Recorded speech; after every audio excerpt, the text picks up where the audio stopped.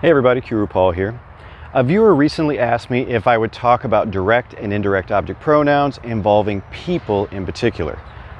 This coincided with another request that I received in the comments section recently about basically the same thing, specifically the whole lay to say thing. In other words, they want to be able to translate sentences like these. Did you give the book to Maria?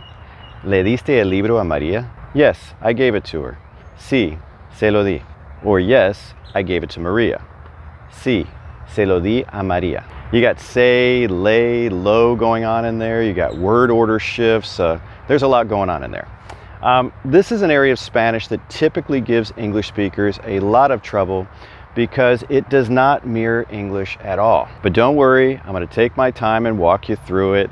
I'm going to be talking about the personal a, direct and indirect object pronouns, word order, and the redundant lay in Spanish. And probably a lot of other things too, but don't worry, I'm going to tie it all together.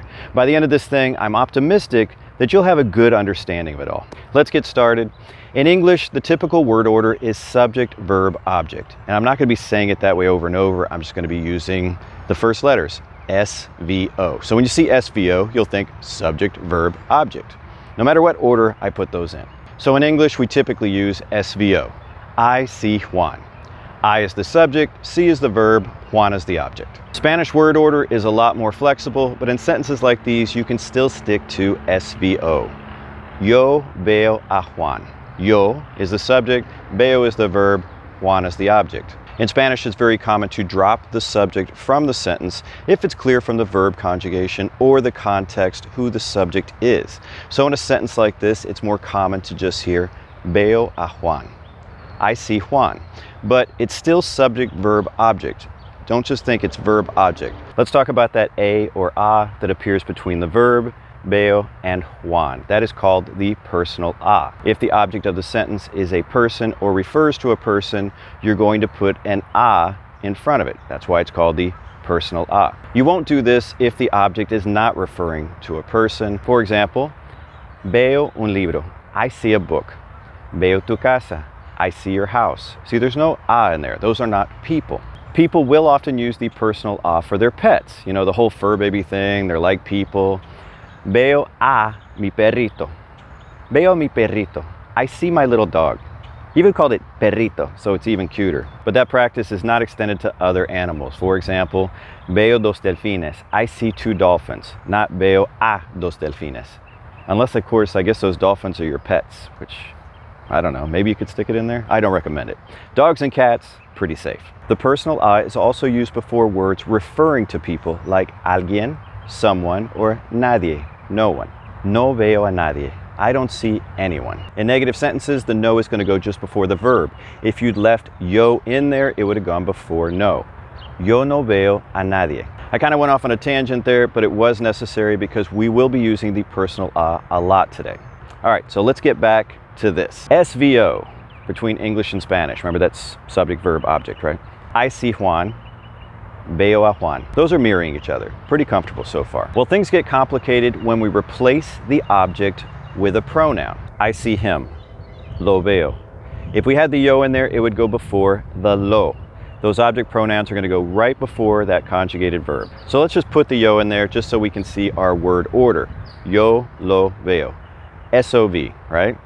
That's different than English. At this point in the video, I need to go off on another tangent, and I need to speak about dialect differences in Spanish. For example, in Spain, you may hear le veo instead of lo veo, but that usage is not typical throughout the Spanish-speaking world. And this is where Spanish can get a little frustrating, because the use of, say, object pronouns, like what we'll be talking about today, it's not uniform throughout the whole Spanish-speaking world. There are some general rules you can follow that you're going to be right about 90% of the time, and that's what I'm going to be talking about today. But you're going to find little differences by country and even region within that country. Safe thing is, learn it the way I'm showing you, and then if you start to focus on the Spanish for a particular area, learn those little nuances and tweak your Spanish. For the purposes of this, we're going to be saying, I see him, lo veo. I see Maria, veo a Maria. Don't forget that personal a, right? I see her, la veo. See, with him, it was lo, and with her, it was la. So where's all this lo and la coming from? Well, these are your direct object pronouns, and this is what you're going to be replacing the object with. So let's go through those. We have me, which is me, te, which is you, but the informal you or the tu form. We have lo, which is he or it for masculine nouns. This is also where you're going to be using the formal you, usted. La, that's for she and it as in a feminine noun. Nos, us. That one's pretty easy.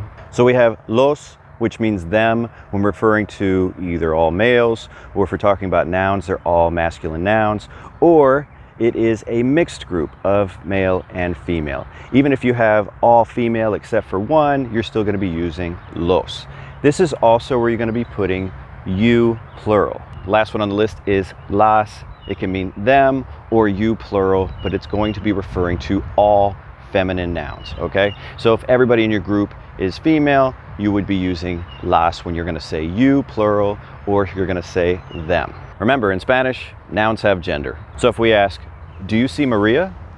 ¿Ves a María? Sí, la veo. Yes, I see her. ¿Ves a los hombres? Do you see the men? Sí, los veo. I see them. It's los because it's los hombres. ¿Ves los edificios? Do you see the buildings? Sí, los veo. Yes, I see them. It's los edificios, so our object pronoun is los. That's not that tough, right? Using me, te, you informal, or nos, us is even easier. ¿Me ves? Do you see me? Sí, te veo. Yes, I see you. Or no, no te veo. That double negation is very common in Spanish. So if somebody asks you a question, you're going to answer it like, do you see me? You're going to say no. And then you're going to specify, no te veo. I don't see you. No, no te veo. You'll get used to that. Nos ves? Do you see us? Now, if it's an all masculine group or a mixed group, you would say, sí, los veo. If it's an all feminine group, sí, las veo. So in simple sentences like this, you're just going to be popping that direct object pronoun right in front of the conjugated verb, right up against it. Super easy, right? Well, most students get the hang of this construction fairly quickly with some practice. It's pretty straightforward, and you can use it with a variety of verbs. For example, ¿encontraste el libro? Did you find the book? Sí, lo encontré. Yes, I found it. ¿Encontraste las flores? What do you think this one's going to be? Look at las flores, right? It's feminine, it's plural. Sí, las encontré. If you said no, we're going to fall back on our double negative. No, no las encontré. Let's play with this a little bit using the verb dejar, which is a mega verb. It has many different meanings, but one of the meanings is to leave something behind somewhere. Okay, it's that kind of leave. Not like you leaving a place. More like you leaving your keys somewhere. In fact, let's go ahead and use that one. ¿Dónde dejaste las llaves? Where did you leave the keys? I left them in the kitchen. This isn't going to change. We're talking about llaves, which is feminine, it's plural. We know we're going to be using las. We're going to drop it right in front of our verb. Las dejé en la cocina. I left them in the kitchen. ¿Dónde dejaste al perro? Where did you leave the dog? Take a look at that. The personal ah's in there because, well, we love our pets, right? But there's an L too. Where did that come from? Well, I was referring to el perro, the dog.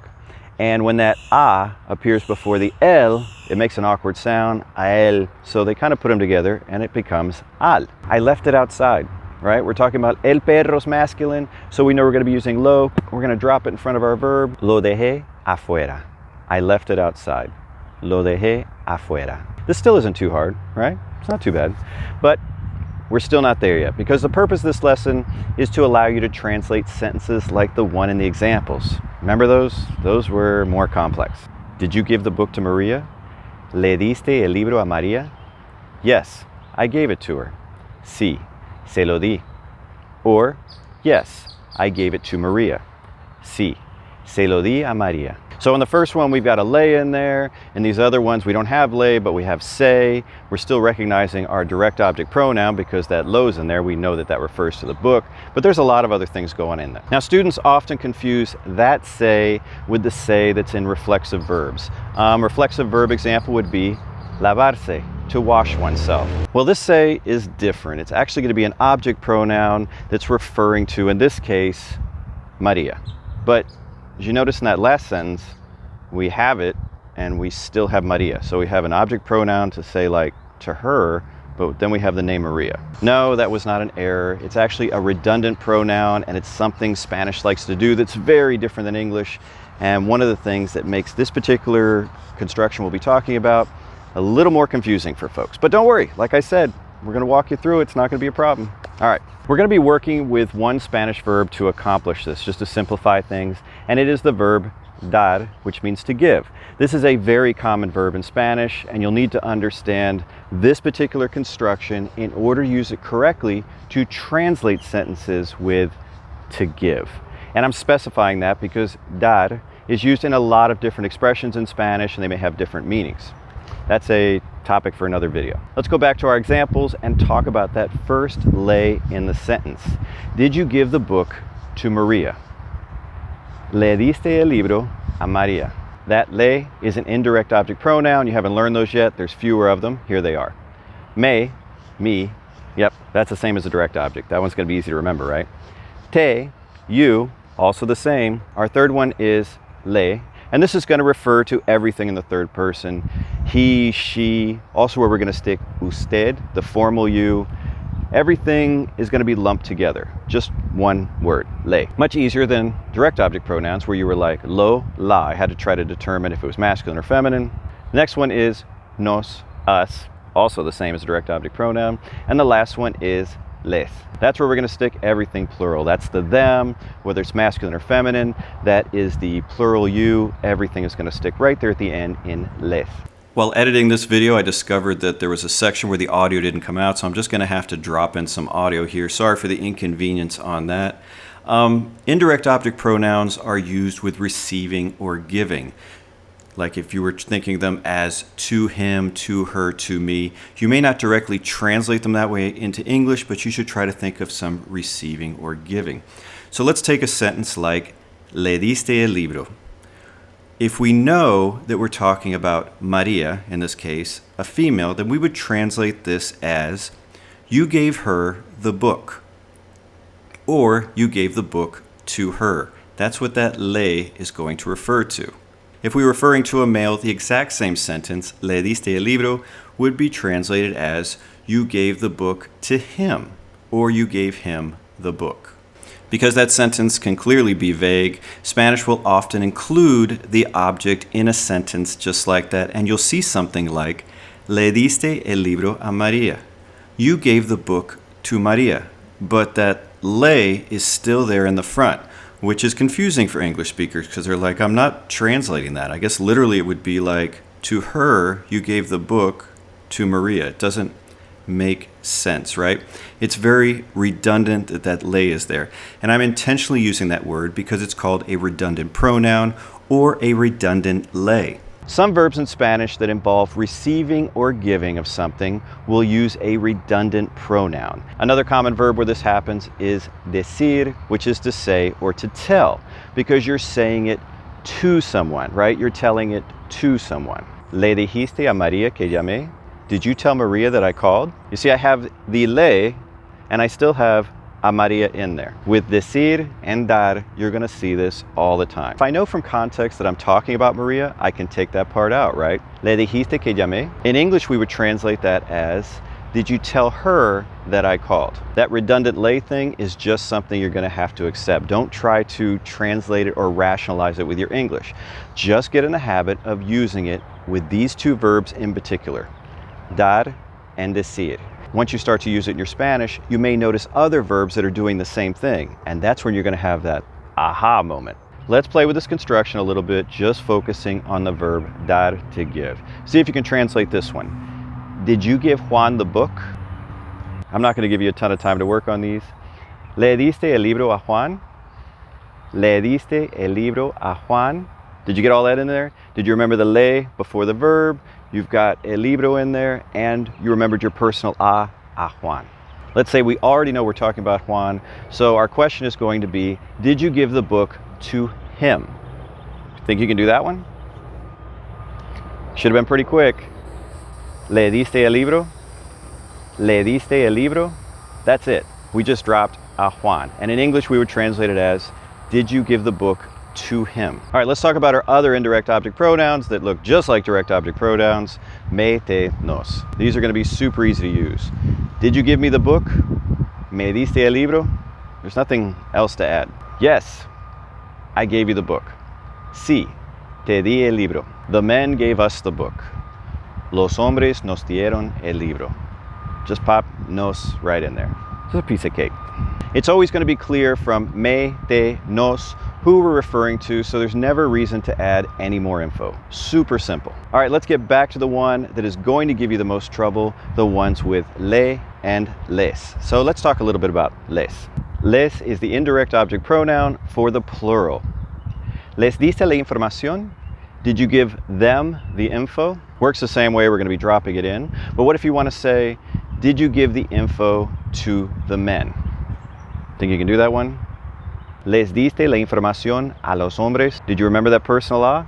If you did, you're killing this. This is just, you're killing it. I want to talk about that little les with the S on it. Sometimes when you're practicing your Spanish with native speakers, they may correct you in that exact same sentence and say, le, because le sounds better than. And the reason is because there is a tendency in spontaneous speech in the majority of the Spanish-speaking world to change les to le, even if it refers to the plural. ¿Le diste la información a los hombres? If you're writing a formal paper, you want to be really precise, make sure you keep using les. But in spontaneous speech, and you keep hearing le, and you're doing that yourself, you're going to be fine. So you think you've got this down so far? All right. What we're going to do is up the difficulty level just a little bit. You know, we're taking baby steps. I'm kind of walking you through it. We're going to be translating sentences like these. I gave it to him, I gave it to her.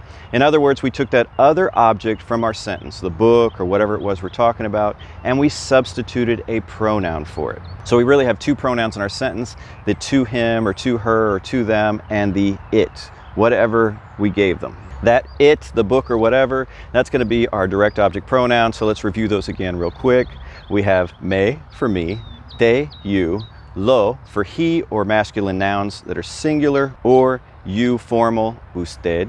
Next one down is la, which means she, or can mean it if it's referring to a feminine noun. Nos, which is us. Los, which is them, or you plural when referring to masculine items or even a mixed group of male and female. Las is them, or you plural, referring to all females.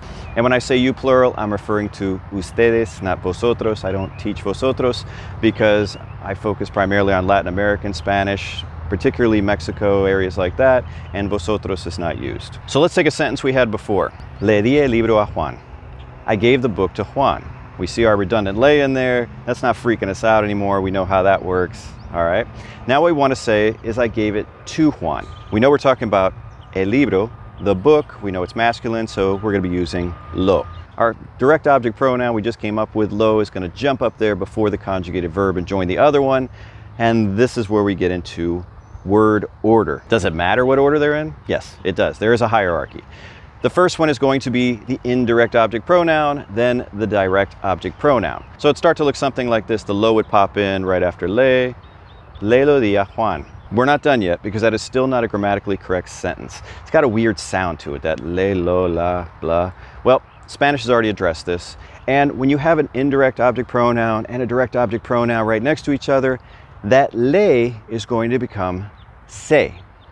That's where that se came from. So I gave it to Juan would be se lo di a Juan. Personal a is still in there. And if I just want to say I gave it to him, I just drop a Juan. Se lo di.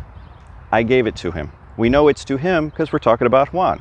Man, this is easy. Now, if there are two people standing there, a male and a female, and you want to be specific who you're talking about, you could add their names, or you could add a ella, to her, or a él, to him. Take a look at that el. It has an accent over it.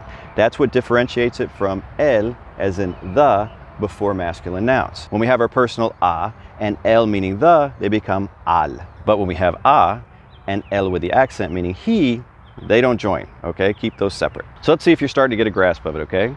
Translate this one. Did you give Maria the letter? Did you come up with something like, ¿Le diste la carta a María? I hope so. Now this one. Yes, I gave it to her. Sí, se la di. Did you get that? Now try this one, and I consider this the hardest of the three. If you get this one right, just pat yourself on the back, go out and take a victory lap, and just take the rest of the day off. Ready? Yes, I gave it to Maria. Remember, we're talking about la carta, the letter. Go. Did you get sí? Yes. Well, you should have got that part. Did you get sí? Se la di a Maria. Did you? I hope you did. If you did, this video was worth it. If you didn't, it's okay. It's okay. I have some more practice before the end of the video. But before we get into it, let's just talk about me, te, nos again. Those ones are easy. Let's go right through them. Sorry, had a little audio issue here as well. I'm going to go through these pretty quickly. We're still talking about the letter, la carta. You gave it to me. Me la diste. I gave it to you. Te la di. Maria gave it to us. Maria nos la dio. So for you folks who are about being all formal and you're going to be using usted with this construction, remember it's just like it was with Maria and Juan. It's going to be that same one. It's going to fall under le. So let's just go ahead and practice that. If it's very clear that I'm talking to you, usted, I can leave out a usted. Le di la información sobre el reembolso. I gave you the information about the refund. But if it's not clear, I mean you, then I'm gonna have to put that a usted in there. In this case, in this sentence, I'm gonna put it right after the verb, and I'll explain why in a second. So I get, le di a usted la información sobre el reembolso. I gave you the information about the refund. Our English didn't change, did it? We just dropped in a usted, so it's clear in the Spanish. But I put it right after the conjugated verb. Why is that? This has to do with word order preferences in Spanish and where things go. Spanish is a lot more flexible with word order, but there's still some tendencies that will come up, and this is one of them. So let's take a look at this. We actually have two things after the verb we want to explain. The a usted, to you, and the other one's pretty long, right? La información sobre el reembolso. The information about the refund. We really can't break up la información sobre el reembolso and stick the a usted in there, right? It'd be really weird. So in a sentence like this, we're going to put the longer clause after usted. We're going to stick the short one right in here. Le di a usted, did I give you? What? La información sobre el reembolso. It sounds a lot better than sticking a usted way out there by itself at the end because it's so short, right? That would sound something like, le di la información sobre el reembolso a usted. It's like, did you just stick that way out there? No, it sounds better in here. You'll get a feel for that sort of thing as you progress in your Spanish. Yes, you gave it to me. See if you can do that one. You should have come up with either si me la diste, yes, you gave it to me, which is the informal tu, or if you're using the formal you, usted, back to the person, si me la dio, yes, you gave it to me. Now, you don't always have to use this long phrase in response to whatever question somebody gives you. If somebody asks you something like, ¿a quién le diste la carta? To whom did you give the letter? See that ah? It's right in there before quién, don't forget that. To whom did you give the letter? A Maria. To Maria. A Juan. To Juan. A los hombres. To the men. A las mujeres. To the women. To whomever. So it's practice time now. I'm going to be asking you where something is, donde está or donde están something, and you're going to say I gave it or them to the person I say. So, donde están las naranjas? Where are the oranges? I gave them to Maria. And you fill that part in. Go ahead and try it. You can do it. Se las di a Maria. Not too hard, right? ¿Dónde está el coche? Where's the car? I gave it to Juan. Se lo di a Juan. ¿Dónde están los papeles? Where are the papers? I gave them to the professor. Se los di al profesor. Did you use al? That's the personal a plus the el got together. Al profesor. ¿Dónde están las fresas? Where are the strawberries? I gave them to you. Informal you, too. Te las di. All right, let's tweak that just a little bit. You gave them to me, talking about the strawberries. I don't remember. ¿Me las diste? No me acuerdo. ¿Dónde está el dinero que te di ayer? Where's the money I gave you yesterday? Just because that's longer, don't get freaked out, okay? I gave it to my boyfriend, or I gave it to my girlfriend. Your choice. Se lo di a mi novio. I gave it to my boyfriend. Se lo di a mi novia. I gave it to my girlfriend. Before we head out for the day, let's just go ahead and throw dejar in there. Remember to leave. And this should seem super easy after those complex constructions. When I ask, ¿Dónde están las llaves? Where are the keys? You left them in the kitchen. Think you can do that one? Las dejaste en la cocina. It's a piece of cake, wasn't it? Well, I hope you enjoyed the lesson. If you did, do me a favor and give it a thumbs up. And until next time, hasta luego.